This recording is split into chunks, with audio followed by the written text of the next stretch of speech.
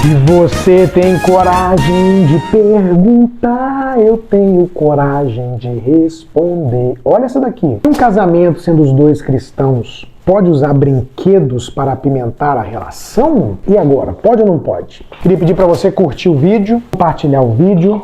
Essa é uma pergunta importante. Vamos lá. Primeiro, na intimidade do casal, nós já temos muito claro na Bíblia o que não pode. E não é claro na Bíblia o que pode. Entra muita coisa naquilo que é lícito, mas não convém.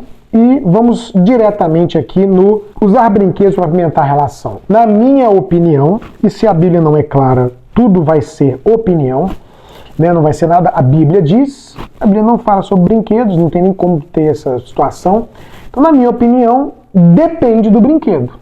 Por quê? Existem coisas que são tranquilas de você usar. Tem um dadinho lá que fala de posições. Podemos estar na cama, pegar um dadinho, ó, vamos brincar aqui, 3 posições aqui, pá, fez a posição. Brinquedo lá que estimula tal parte do corpo. Uma calcinha que é comestível, né?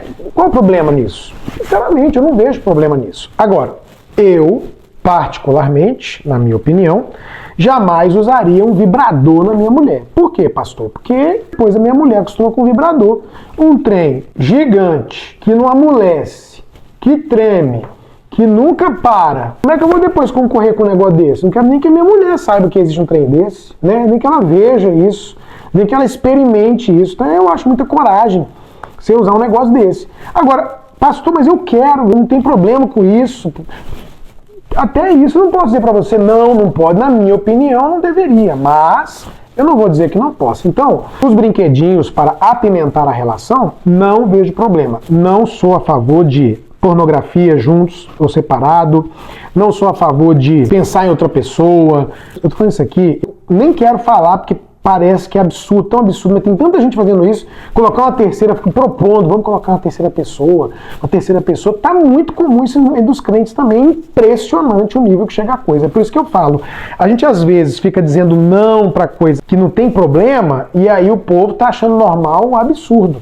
Então, enfim, casamento sendo os dois cristãos, estando os dois de acordo, não sentindo falta de paz, os dois gostam, usar um brinquedinho, não tem problema. Próxima pergunta. Qual é a importância do sexo no casamento? Aqui ainda fiz questão de colocar cristão. É muito, muito, muito grande. A falta de sexo ou um sexo ruim em qualquer relacionamento é uma porta enorme para o adultério, a traição.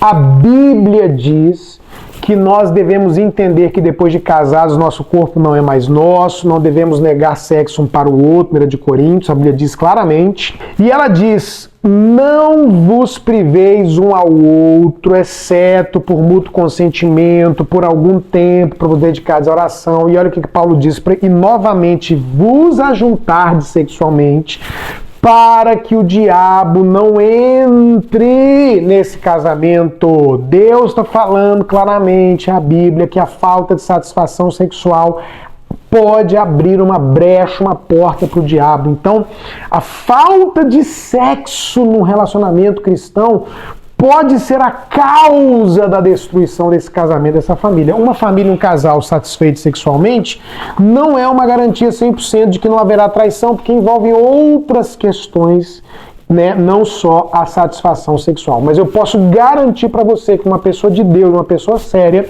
se ela está suprida sexualmente, você diminui absurdamente a chance de ter uma traição ou um problema na área sexual. No mínimo, você vai tornar o seu cônjuge um cônjuge indesculpável, porque ele não vai poder dizer amanhã, eu traí porque ela ou ele não tinha satisfação sexual com ele ou com ela, porque não me satisfazia, porque não me oferecia sexo, etc, etc. Então, torne o seu cônjuge desculpável, feche essa porta do adultério, siga a orientação bíblica, não privar sexo um para o outro, a não ser que o outro concorde, para que o diabo não entre no casamento. Pastor, tenho dúvidas sobre isso, não entendi, achei radical, então você tem que assistir a nossa Noite Hot, tem que ver o livro Clássico versus Peladinha, Abrindo o Jogo sobre Sexo, que você vai ter um estudo completo com todos os textos, explicações científicas, bíblicas, de como resolver o problema sexual e de como ter uma vida sexual feliz, plena, realizadora, satisfatória e fechar essa porta na cara de Satanás. Respondendo a sua pergunta, sexo é um dos fundamentos do casamento, muito, muito importante. E a última pergunta de hoje é: quando devo falar de sexo com meu filho? É muito fácil essa. A gente fala de sexo com o filho o dia que ele pergunta. Seu filho pode perguntar com 7, com 8, com 9, com 10, com 11 anos. Agora, eu acho que no tempo de hoje, se até 10 anos de idade seu filho não tocar no assunto, toque você. O que a gente fez lá em casa? Não sei se ainda é possível fazer hoje, creio que sim. Fomos numa livraria, quando nosso filho ou filha perguntou sobre o assunto. Nossa, mas perguntou com 6, 7 anos. Se perguntou, é a hora de responder. A melhor pessoa para responder é o pai e a mãe mesmo, não fuja dessa conversa.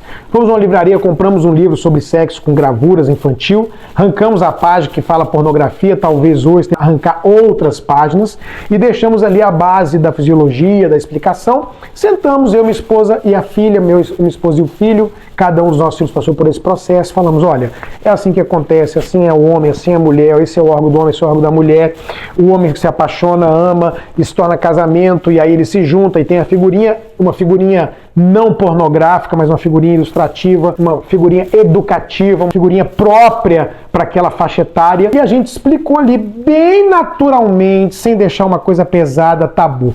Porque se você não respondeu, não procurar saber como está isso, não for atrás de tratar o assunto, mesmo que ele não pergunte ali pelos 10 anos para frente, ele vai aprender de onde não deve. Que ele vai ouvir, que ele vai se informar na internet com amigos, ele vai. Então que ele aprenda da pessoa certa, do jeito certo, na hora certa, melhor pessoa para fazer isso, pai e mãe. Então, a hora certa de falar de sexo com seu filho é a hora que ele tiver curiosidade. Se passou de 10 anos e ele não perguntou, pode ter certeza que ele já sabe, vai lá você e fala com ele sobre o assunto. Já viu aquela historinha?